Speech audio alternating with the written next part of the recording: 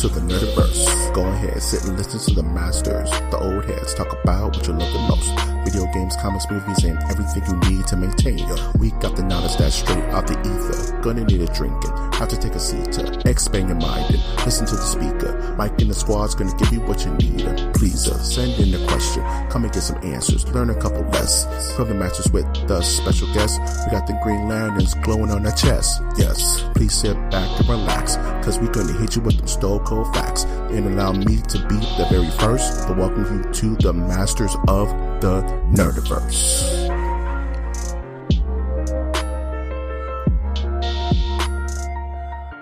Welcome to Masters of the Nerdiverse presents Matinee Double Feature. This is the MOTN Matinee, where we go to the movies with you. We both choose two films that complement each other that we've watched recently on our fun new sponsor, Arrow Video. Thank you, Arrow Video. Thank you, Arrow Video. Thank you, Arrow Video. So what we've done here at Masters of the Nerdiverse, our Imagineers decided that we're going to pick two movies that pseudo complement each other, right? I think Imagineers is trademarked, but yes. I will fight them forever. I was an Imagineer once. You will lose on that one. The mouse always wins. It'll be like 300. It'll just be me versus the legions, Doug. Except it's just going to be you, and then someone's just going to throw a rock on top of you and just call it done. As long as I can prove the mouse can bleed, then I will die a happy man, Doug. Good fucking luck. He has vibranium skin. I mean, we figured that out this week with Giancarlo. Yeah, man. I fought the law and the law lost, Doug. Yeah, because likening yourself to a horrible ethnic cleansing is not how you make things good. Speaking of things that need to be clean, I'm, of course, the cleanest of all, Mike G. That's debatable, but I'm cleaner. I'm Austin. You see the rivalry, this Kin Ryu thing we got going on? Please, bitch. I'm Sabat. Who's Sabat? Exactly. So we're going to be reviewing two films that we found on Arrow Video streaming service, which is absolutely awesome. I've been glued to that thing since I've had access to it, since it's come out. And we're going to talk about two movies that are deliciously evil. So I'm really fun. This is going to be a really fun one. So Austin, why don't you get us started opening up? Well, admittedly, I have been watching a few old Gamera shows, and honestly, fantastic. Gamera is like the off-brand kaiju for some people, but it's actually pretty fun and campy. I love it. But this week, I watched a parody movie. What was the parody movie? Oh, it's in the 70s. They did that in the 70s? Yes, they did. That's all they did. So this was Attack of Tomatoes. Attack what does it make it fun? Tomatoes. I'd ask. Well, it opens the deal of Alfred Hitchcock's The Birds. Now, everybody laughed at him. And then they gave some kind of report where a bunch of blackbirds refused to move from a town, and nobody laughed. And then we see a tomato rise up and kill somebody. And it is the best, funniest damn thing in the world. And yes, this is a series of movies. Yes, that's what I want to talk about. Is I'm very familiar with Attack of the Killer Tomatoes and Return of the Attack of the Killer Tomatoes in the theme song and the cartoon that was out for a while. Did you ever watch the cartoon? That was like the weirdest sequitur. That was in the time when everyone tried to make every series, including like Ghostbusters and Men in Black. And admittedly, those two, out of many others, were actually pretty dope. But not everything was great. This had the Toxic Avenger effect, where it's like, why is this movie getting so much publicity? And it's just, they marketed the hell out of it. It was very well advertised, these movies back in the day. So they had carte blanche to pretty much go for whatever. And it was just tongue in cheek enough so kids can get a good laugh out of it, right? Hmm. And honestly, this was just, God, people dying from freaking just drinking bad tomato juice. Some poor kid gets eaten by a tomato.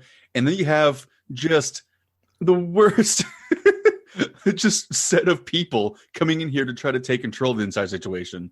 Like a group of scientists and bumbling officers in the army who just like, there's a table scene, which is hilarious because they just argue about who gets to sit at the table in what direction. And they start crawling over each other like idiots, like freaking 12-year-olds. And I just sit there laughing like, oh my God, I love this. This is just the best possible thing. There's a dance number. The army starts doing a dance number against tomatoes. Dude, that reminds me of Doctor Strangelove, you know, the war room scene. Oh God, yes. You know what I mean? I love this movie because it never takes itself seriously, not even once. And that is the best thing about it. And God, I haven't seen the sequels in so long. I forget all about the sequels, honestly. But I remember like the Attack of the Killer Tomatoes came on TV a few times, and I watched that because it was just hilarious. There's nothing bad about it at all. The theme song, man, Attack of the Killer Tomatoes. I would sing that all the time, and I didn't even know why. And then they have like the freaking final scene is them in a stadium as Puberty Love starts playing. Such a straight. This is not a trauma, right? This isn't a trauma, right? I don't remember it being a trauma, but it's very trauma-ish, right? It's very trauma-like. I would agree. Not enough sex and violence, though. It's not crazy. No, that's actually very fair. Not enough sex, not enough violence, but God, is it good? Just peak camp.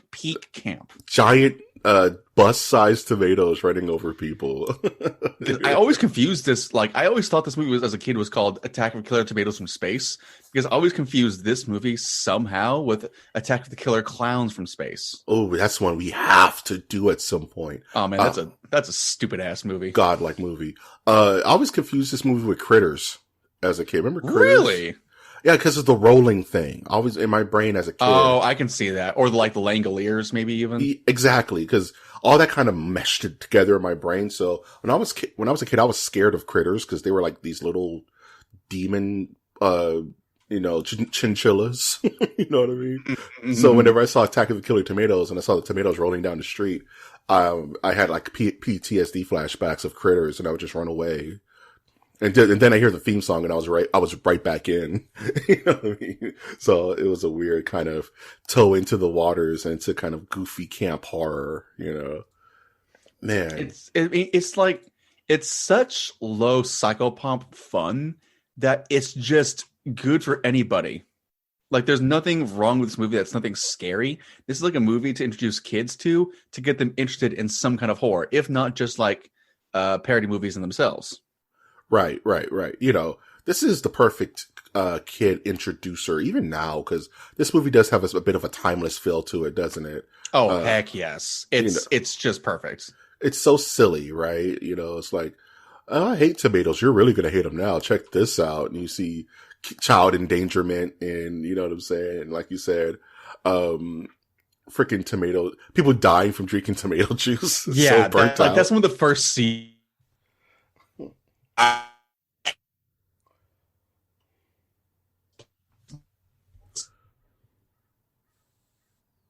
Oh, Jesus. I fucking love it. I love it. So is this a high recommend for you, Austin? I mean, honestly, this is like not really high grade intelligence movie stuff, but I would definitely 100% recommend. 100%. This is a fun movie night. Let's grab a pizza. Let's order some beers, and let's just exactly have a good ass time. Yeah, this is a bad movie night. Bad movie night. And with that, let's segue over to what I watched. Directed by Larry Cohen, the guy who directed infamous Phone Book. Remember that movie? Phone Booth, rather. Oh, Phone Booth was amazing. Yeah, he directed Phone Booth. He directed It's Alive with the Killer Baby. Oh, I have not seen that one, but okay. Yeah, it's a movie about a woman gives birth and the baby's like a little ghoul monster and it kills everyone in the operating room. That is the stupidest. Oh my God. So she's like, what does my baby look like? And the baby like runs into the vents like the alien duck. It's like a really bad level of Splice. Dude, it's just Splice. It's this kooky looking thing that just runs and jumps off vert and just eats your throat and runs away. Anywho, today we're talking about The Stuff from 1985. And this movie I watched it again. I watched it years ago, but what this movie's premise is that there's this new food craze that's hit the nation. Everyone loves the stuff. No one knows what it is, but it is so delicious. It's being marketed as like this next dietary supplement, like when humans figured out how to make yogurt. You know what I mean? Like this is the next best thing, right? But there's something very nefarious and very mysterious about the stuff because no one really knows what it's made of. No one knows where it comes from. And everyone who actually approved it on the FDA is either retired or died. Oh, Jesus. Okay. So this movie is very interesting because it has an A and B plot that kind of mesh together toward the end. So the A plot is we have a character who is a former FBI spy who is now pretty much a kind of a saboteur for major global companies. He goes in, he infiltrates, he steals information and either blackmails or destroys that company. And Big Ice Cream, like, you know what I mean? Like Big Ice Cream? Big Ice Cream comes in and hires him to say, no, first of all, we need to know what the hell the stuff is so we can make some too. And B, we want you to cripple their infrastructure. And he's like, okay, I'm going to go and sabotage this stuff company and see exactly what's going on. So Big Ice Cream and all these like devious, businessmen in suits are all being like, have this evil cabal of dessert because the stuff apparently is just taking over all food, all products, right? It's that bomb. It tastes that good. And the B plot is this little boy in middle of nowhere America. His family has the stuff in the fridge. He wakes up one night and checks out what's in the fridge. The stuff is spilt over and tries to escape the actual fridge. It's moving. Oh, Jesus. Okay. And the kid is like, what? And his dad wakes up and scares him. And he goes back and the stuff put itself back into the container like nothing happened. So the kid. This feels like a Goosebumps novel. It really is. It's so fun. It's so funky. I love this movie because. When did you say it came out? 1985. Oh, man. That's. Okay, then that's perfect, I guess. Yeah, right up 1985, man. And this movie has weird jump cuts to commercials advertising the stuff, kind of like RoboCop, where it's like out of nowhere the action stops and it's like, once you get a cup of the stuff, you'll never have enough. And it's like all these famous people talking about how much they love the stuff and dance numbers and photo shoots. And the movie is advertising the stuff to you the whole time you're watching it. So as you're watching it, you're kind of wondering like, what can it taste like? What must it taste like? Right. And, you know, but what the actual ticker is that the stuff is a bioorganism that infiltrates its host by being sweet. So once you eat it, you eat enough, you can't stop eating it once you've had it, like heroin or some shit, right? Oh God. Okay. Yeah. And it starts to eat you, as you're eating it, it starts to eat you from the inside out. Do you become the stuff in the end? Yes, you expand. You expand to become the stuff. So there are scenes where the stuff sneaks into someone's bed and just shoots out at a geyser of stuff. Like, think, Johnny Depp's blood scene in Nightmare on Elm Street. Oh my God. I'm looking at stuff. Why is this guy's like distended jaw? Yeah. Oh my God. This movie's insane, dude. So the stuff starts to mess with you on a biological level, and it starts messing with your DNA. So there's scenes where people's jaws drop like in a cartoon and stuff just shoots out at them at people. And it like pops through the back of their heads, and because it's eating you from the inside out, you're hollow like a vampire. So there's scenes where people just grab someone's jaw and just rip it off because the stuff is eating all the calcium and drained away all the bone and cartilage and shit, dude. It's freaking crazy. It has, what's his name? Morris from Saturday Night Live. And it also is a play on kind of like how as people, we eat stuff that kills us all the time.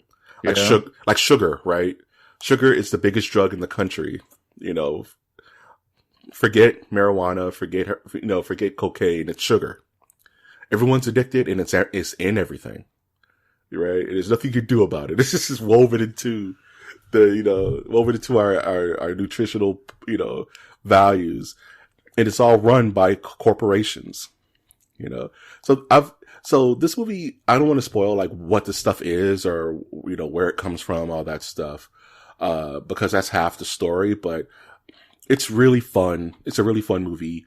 It's really hilarious at parts where you see this kid just run into a grocery store and just start wrecking all the stuff advertisements, like ripping it off walls. And it's just really, and it has a whole kind of weird brainwashing effect too. So if you eat too much of the stuff starts to control you mentally.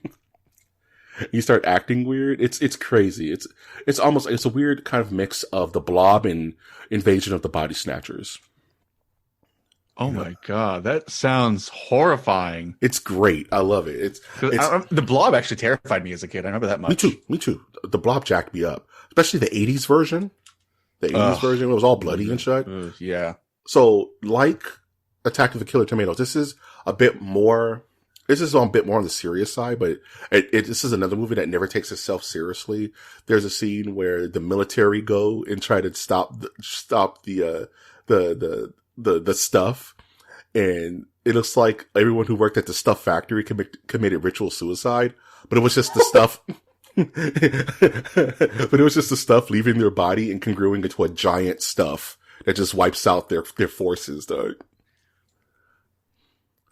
It's all just yogurt, shaving cream. It just looks like yogurt. Yeah, it's just. I'm looking at like stills. This looks like just fucking yogurt. Yeah, it's a problem, dude.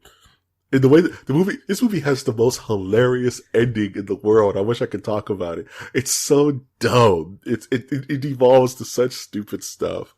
So no pun intended. So I highly recommend the stuff. It's a fun little blast. It's a slice of 80s goodness. Has some familiar faces you may recognize.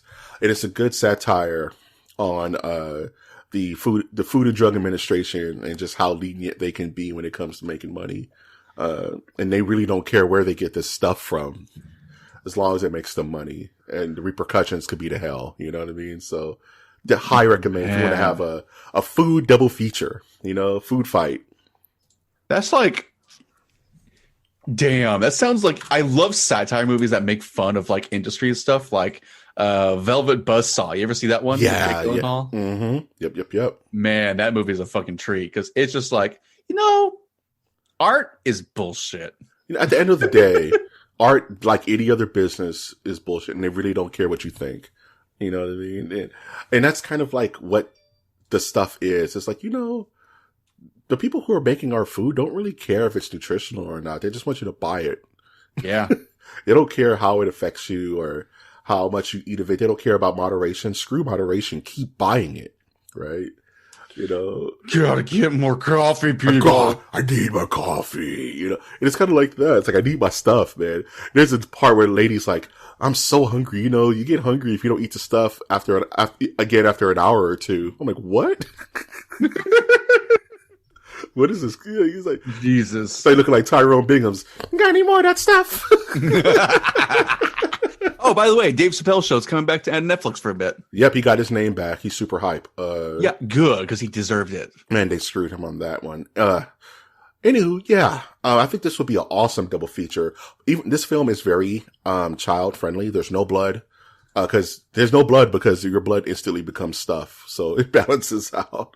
God, that's so good. That's also horrible to think about, but so good. Yeah, the military shot a dude and the dude bled stuff. And the sergeant was like, I've been in Nam and I've seen some crazy stuff, but this is out of control. He was just like, this is disgusting. Yeah, it legitimately sounds like it is. Jesus Christ. This movie's a trip, dude. I recommend you watch it, man. I think you'll get a kick out of it. I'm a little squeaked out by body horror, so it's body horror.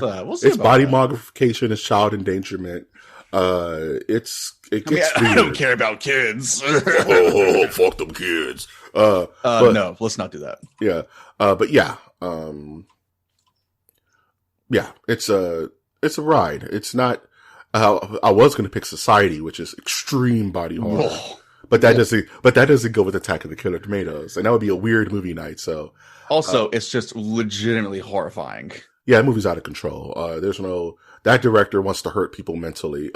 But the stuff just wants to wants to have fun, throw some goop around and actually give a little bit of message about be more mindful of what you put in your body, because it's not all good. No, it's not. That's why I only ever eat meat, because vegetables are for cows. That's why I only eat vegetables, because meat comes from my animal brethren. I'm going to eat you. Fair enough. But then you become baby back, ribs. At Mikey's Baby Back Rib. Gives you bad eyesight. Now you are black. God, I didn't go that far. Jesus. No, man. It's like a were-Michael. If I bite you, every full moon, dog. I don't think I can do that. I don't think that's how it works. Well, that's how it works, dog. I think that's cultural appropriation in some fashion. It really is, but as long as you put a mask on, no one knows it's you, dog. I'm not sure about that. Let's not talk about this, please. Back away, not today.